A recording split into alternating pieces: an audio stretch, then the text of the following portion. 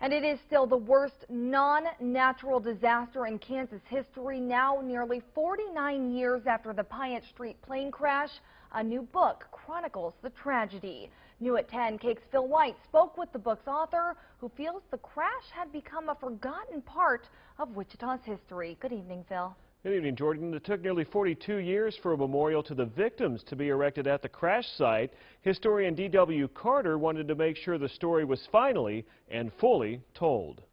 There's sort of this quiet that happened after 1965 concerning this plane crash. Historian D.W. Carter didn't feel enough people knew about the January 16, 1965 crash of a KC-135 tanker into a North Wichita neighborhood.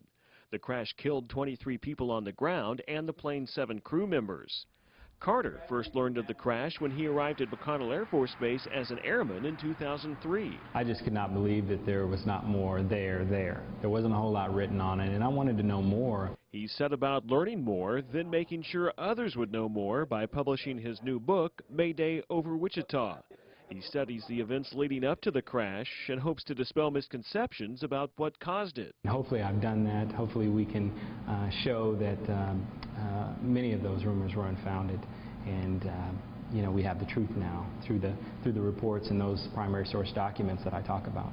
The book is geared toward people like Stephen and Sharon McHugh, who attended this presentation by Carter at the Kansas Aviation Museum. I just hear little tidbits of it from time to time, so it's nice to hear the whole story coming out of what went on and why, and the aftermath and how it all came together. Carter wanted to make sure even those who have never heard of the disaster walk away with an understanding of the cause of the crash, its effects on the community, and even the racial issues surrounding the tragedy. Our job as historians is to tell the story, an objective truth about what happened.